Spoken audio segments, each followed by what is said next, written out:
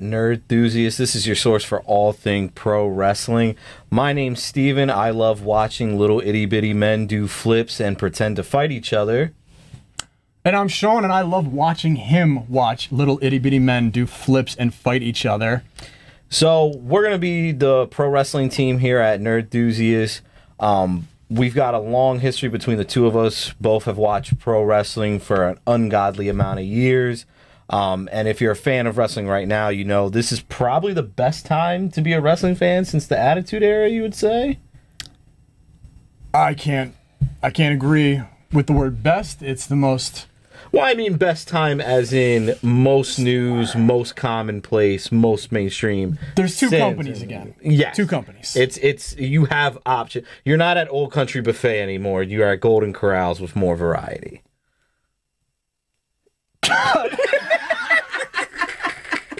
I knew that was coming. When I went to Old Country Buffet, there wasn't a Sunday machine, but at Golden Corrals there was. When I went to fucking Golden Corral, it was garbage people and there was flies in the mashed potatoes. And that's exactly how I feel about the state of professional wrestling today. See? I think it was a good analogy that it was the right one. It was good. I did like that. I just don't know how to fucking respond to it. To get to know us, we're going to talk about our history in wrestling, to get where we're from, and how we became fans. Shawn, if you would like to go first, you know, since you are much more of an elder statesman than I in professional wrestling. What he means is that I'm older. Oh. He's calling me old, he's calling me ancient. What Steven's trying to say is that I am old, and that means that I have seen some really good wrestling, I've seen some really bad wrestling, and I probably have some very strong, almost unchangeable opinions at this point on the wrestling that we are going to talk about. All right, so since you're saying that you're old, what are some of the matches that you think really enamored you into the sport? What got you hooked? You know, what were the things that made you go, oh, I'm going to be in this for the rest of my life? Oh, not including that last part, I would say the answer to all of the questions would be the Ultimate Warrior.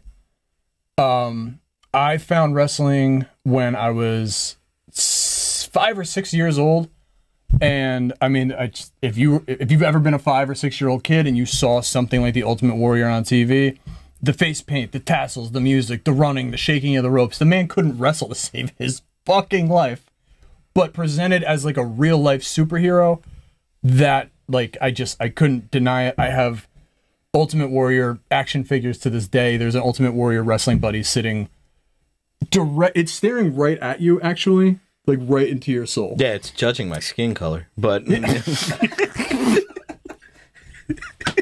sorry. He's also really, really passionate about which god you believe in. So as far as what got me into the wrestling, I would say getting older is when I started to appreciate professional wrestling as a sport more, which, if you don't watch wrestling, sounds ridiculous. If you do watch wrestling, probably sounds even more ridiculous. But as you get to know me and us, you'll understand more of what I mean by that. And I'll ask you the same thing. Where did you start this? So just like every child who would grow up to do terrible things in life, I started watching wrestling in the 90s during the Attitude Era. As we all know, back then, great storylines. None of it made sense half the time, but you're having a good time. So I grew up in an era where, unlike you, where rule structures was a huge deal, I just wanted to watch a 38-year-old man be thrown off a 16-foot tall structure and never walk right again for the rest of his life. I feel like referencing the age of 38 was a direct and personal shot at me. I don't want to say it was a person, but you know, everybody likes a good reference now and then. So was he 38 in that match? He had to be. Was he 38 in that match? No, he's been fucking 60 forever. Yeah. He's old as shit. I mean, in the time of him being immortal, he wasn't 38, but he. Actually, how old was Mick Foley when they fucking threw him off the top of a cage? He had to be over 35. I think he was. I thought 38 sounded accurate. I remember being 35. I would not agree to get because thrown you off the top remember of a cage. Yeah. But so that was my time. I kept watching until John Cena came to shit on all my dreams and hopes of enjoying wrestling. And then I got into New Japan, which was, if you watch New Japan from 2015 to 2018, was the best wrestling on the planet. AEW came around, and specifically the Young Bucks and Kenny Omega truly revitalized my passion, made me love the sport. Just like me and Shawn have actually bonded over it quite a bit, but that's my wrestling backstory. It's unfortunate that the Young Bucks also have a hand in ruining the sport, but I can see how you got there. They've got the tassels, But think they've about got the hair. if the Bucks didn't exist, intolerant we Christian would have views.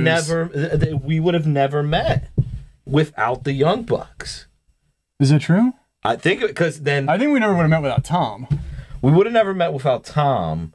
So that makes Tom unintentionally a member of the Young Bucks. Because without the Young Bucks, I would not be as big of a fan. And then we would have never met because of Tom. So Tom, in theory, is now one of the Young Bucks as the group that got us all together. Better watch your fucking mouth. With that sort of Scott Steiner mathematic understanding of the world, I'd like to introduce Tom, who's behind the camera. You can see him on his channel, Comic Book Guy, where he... That is actually Tom speaking. Yeah, Comic Book Guy, he reviews toys. Let that name sink in for a minute, and reviews toys, not comic books or comic books. I do comic books. I do comic books. I draw comic books. I do books. But regardless of my extreme disdain for the Young Bucks and all the damage that they are doing to professional wrestling business and my self-esteem by just existing on the planet. That's a strong hatred. Well, maybe in their gymnastics classes they could learn how to wrestle. I accept and understand their place in the modern landscape of professional wrestling. I just wish that they understood their place a little bit more and just... Well, I mean, that's kind of the fun thing about wrestling is that it's always going to be, you know, as we talk about, you know, how we both got started in watching wrestling and everything, I think that's what makes wrestling, and for anyone who's going to be watching this and enjoys wrestling, that's the fun, is you could love this sport for completely different reasons than anybody else will.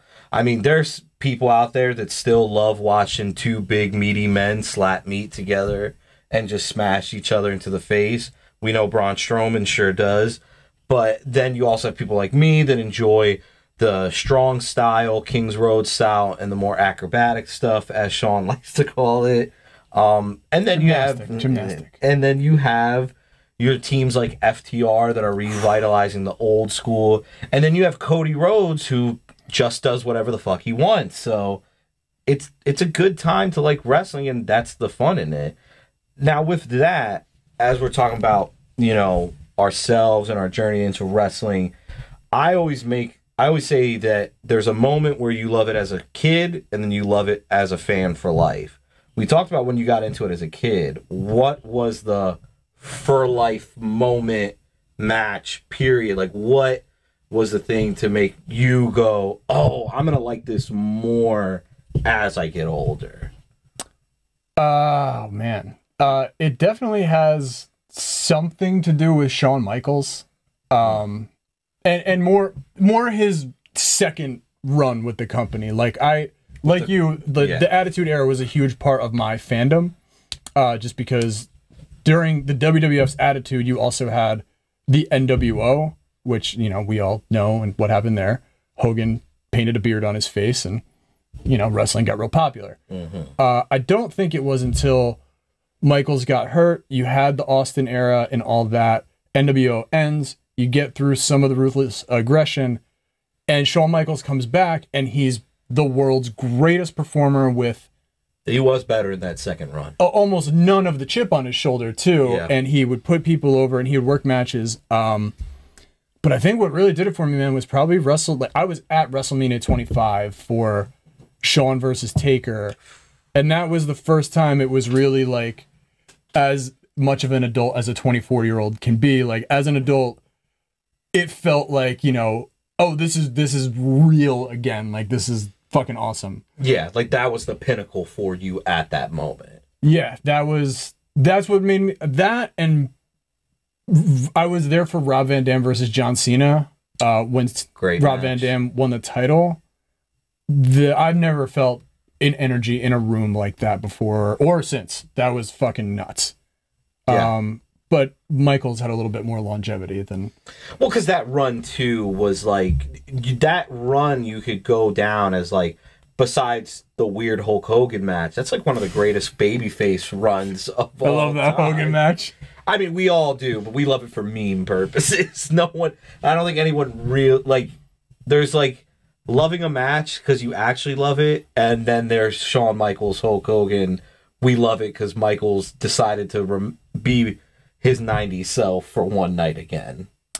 I think it's even greater because at no point does Hogan like either realize or indicate that he realizes what's happening. No, he took that very seriously. Yeah, that's what makes Like, it even greater. Is like Hogan is like, yeah. Oh god. He was the equivalent of the Shockmaster breaking through a wall, and Sid is still pointing at the Shockmaster, being like, "And I'm gonna take you down at Brawl for All." Like, Sid, I think you need to realize that it's a joke now. You gotta stop, buddy. And Sid's like, "No, Shockmaster, most dangerous man in professional wrestling." Like, that was Hogan in that. You add a match. stormtrooper helmet to anybody, and they'll be the most dangerous man in wrestling. I mean, does that count? They miss all the time, though. Does that But do represent they? fear? There's only like 3 Jedi left. Somebody had to kill him. But they had to get like extended. Wow, we're going down a road that we can't fucking come back from if we get too far into it.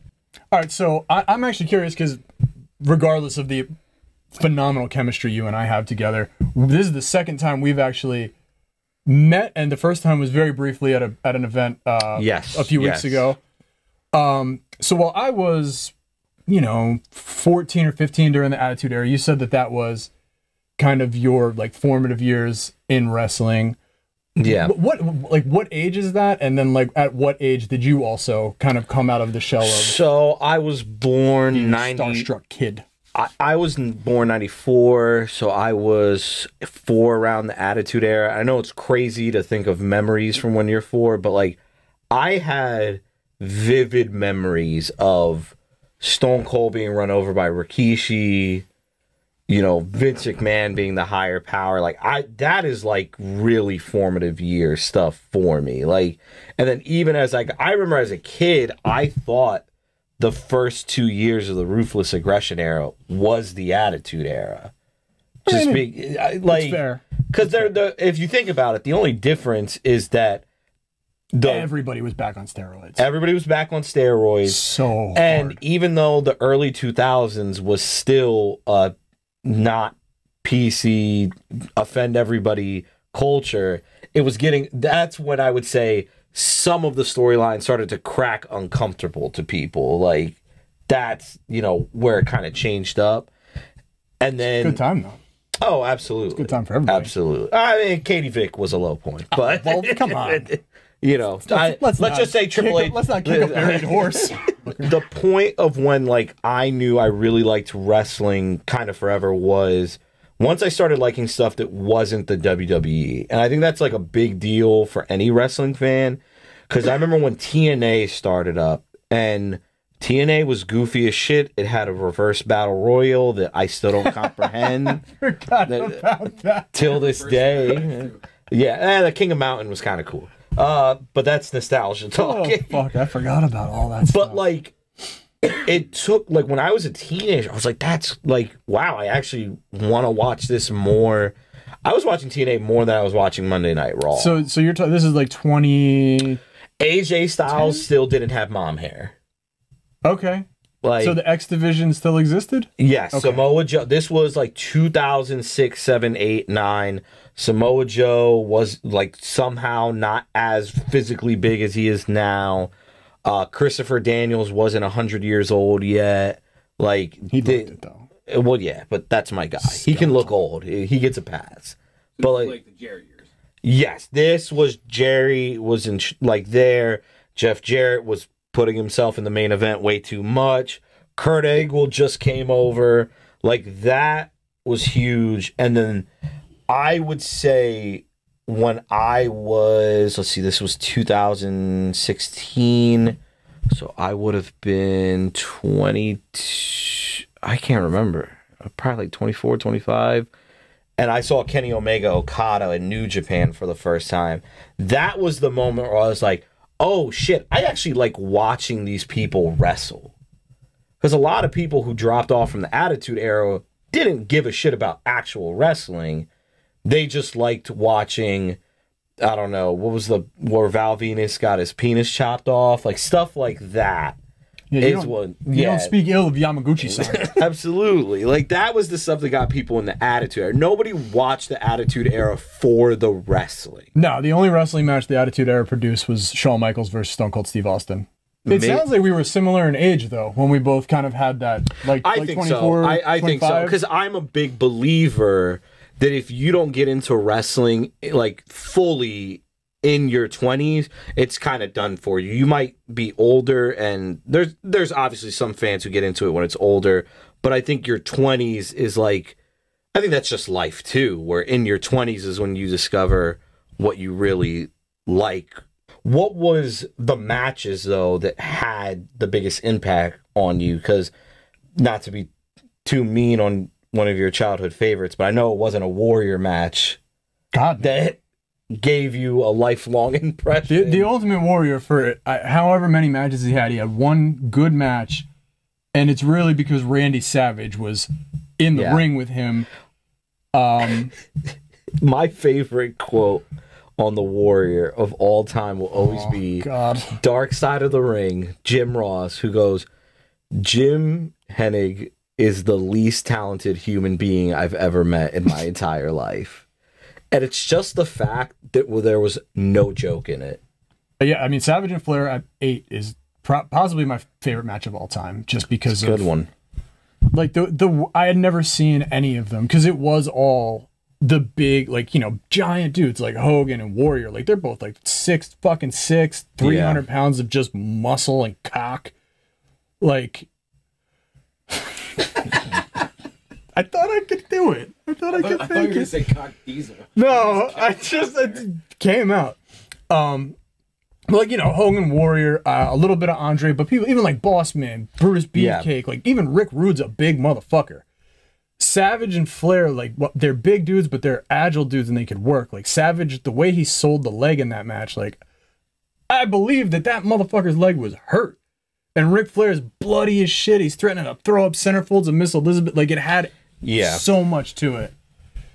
So, that being said, I was very, very WWF. I got a little WCW. I definitely never went to Japan. It sounds like you got a fair amount of that in the years where you started becoming more of an actual wrestler, like not being a kid watching a spectacle. Yeah, and also too, I think what you were gonna say was like being a wrestling fan, which I think is fair, because I think a lot of people get upset being labeled this, but I think it's fair. There is such a thing as you're a WWE fan, but you're not necessarily a pro wrestling fan, and that's not me saying sports entertainment isn't wrestling or anything like that.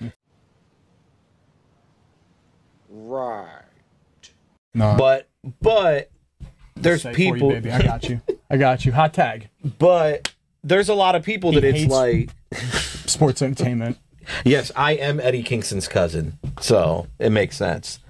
But like, he got all the looks. Kingston looks I think Eddie Kingston's much more handsome than me. Have you seen his eyebrows? Yeah, he tweezes as a Puerto Rican man, I aspire to that every day. All right, so Shawn was asking me about my interest and stuff in Japanese wrestling. What started it was, if you were a wrestling fan around 2015, 2016, New Japan was like the alternative, even though it was a Japanese wrestling company. Like the Young Bucks, Kenny Omega, you know, Kazuchika Okada, Tomohiro Ishii, Shibata, Hiroshi Tanahashi.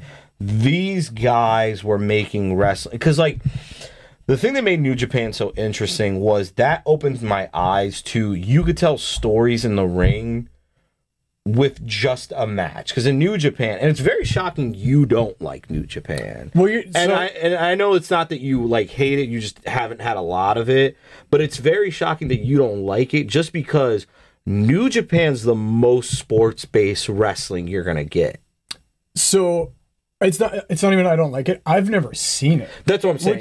This is information I would have loved to have in the time period that you're talking about, because that lines up perfectly with right about the time that I stopped watching wrestling, because there was no alternative. Punk was out. Brian broke his neck. It was still retirement. Yeah. So like I don't want to watch Seth Rollins be the top guy in any promotion.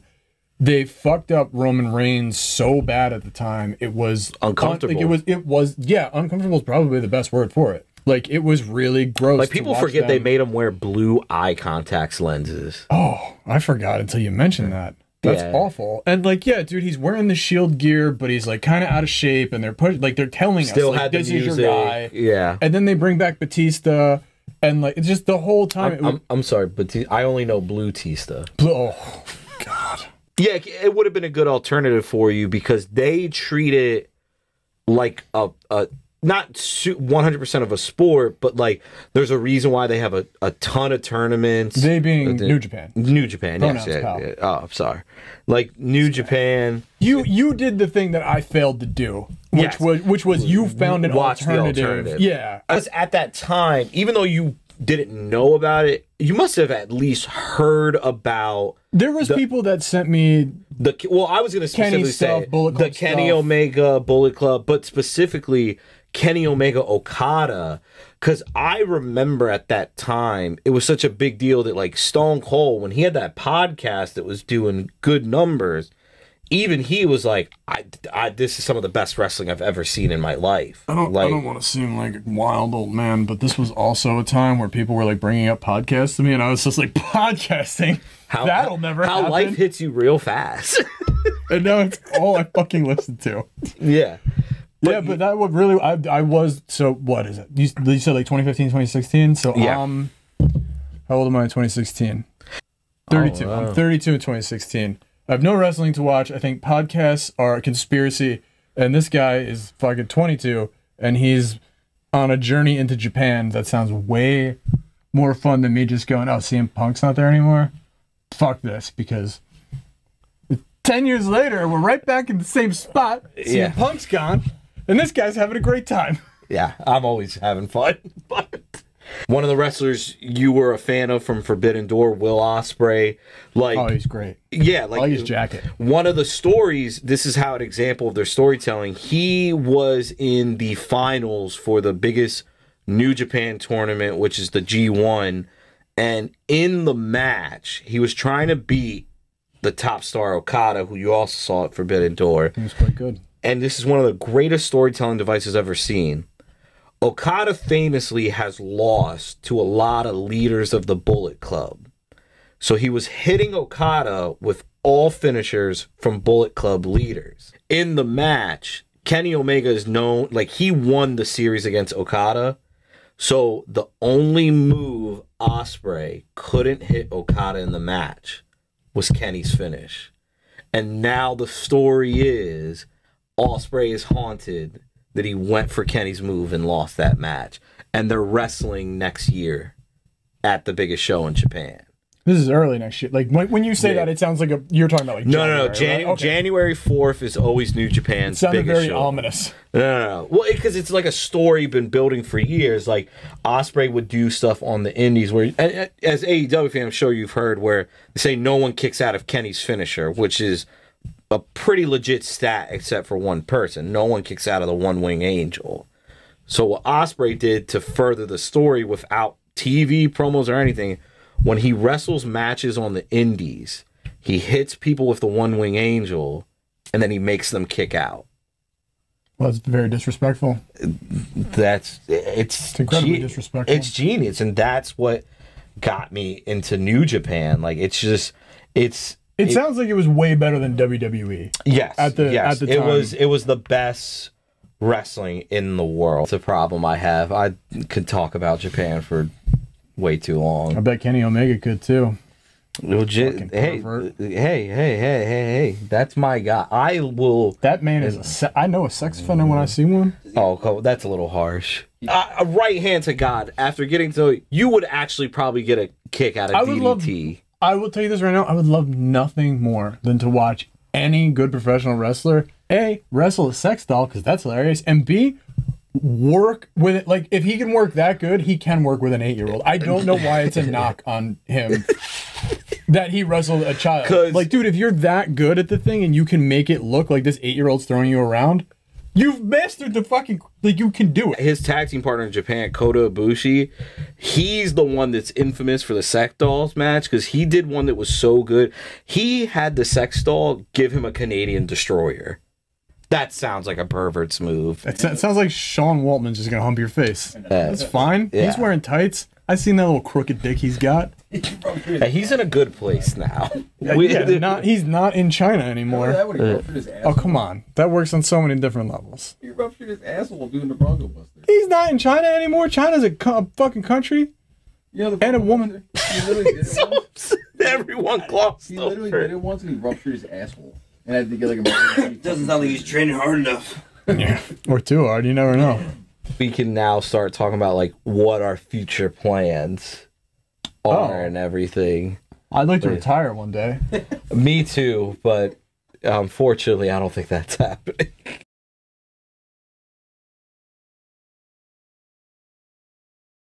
Maybe. No, like Maybe I'll get another dog. so. What I think, I don't know why the dog messed me up. You're just so mean to that one. No, I'm not mean. She's just so invasive with her love. She's like Kenny Omega. I'm just imagining you liking the new dog more. You are kind of a dog. Dude, I am not mean to that dog. Go away. I'm not mean to that dog, dude. Lord, That dog, she requires tough love. I feel like that's what mean people say to Justin. It's not, dude. You saw what are you gonna do? Just fucking touch it all day long? If you touch it, she's not gonna leave. She's just gonna keep coming in here and fucking pushing her head into your lap. out there, and I was sitting like this, and she just sits her fucking 90-pound ass right on my lap, and she doesn't think she's 90 pounds. I'm like, you're huge. Yeah, she's not 90 pounds, by the way. She's like 55 pounds. She's fucking huge. fucking- Fucking. I mean. Big dog. She stands up. Yeah, it sounds like you were. It sounds like she was inviting you to dance, and I was dancing. I'm the mean one. The first time I met her, did. You won't dance with the dog, and I'm mean. Like, this is what's happening. No, we're not We're gonna do committing it every anybody. Monday. He's gonna commit to it. Tom can't leave. He's gonna quit. No. The dog will be here. And I'll be nice to the dog. No. I just think more of what everyone can expect from us is Wrestling content. we're going to talk about current stuff, old stuff. We're going to watch matches that neither of us have seen. That I'm looking forward to. Very Yes. much. We're going to do the obligatory matches of the year, our favorite matches, all that stuff. But hope you guys really enjoy, what we plan on bringing to the channel. I'm very excited. I know You Shawn. sound excited. I mean, We've been talking for like 4 hours at this point. yeah, It's you cool. brought up John Cena and it really riled something in me. So that's where all the passion went. So, with that, thank you all for tuning in. Can't wait to get this started. Any parting words, Shawn? I'm sure I got a ton of them, but I will save them for the next episode, which I would say we're shooting for probably like beginning of 2023 to really get this in full swing. Yeah, because that would be, because then, that'll be around the time we're going for. Yeah, Yep. it's early December now, so Yeah. put out some shorts and stuff between then, but we'll see you all at the beginning of the year, I hope. Peace.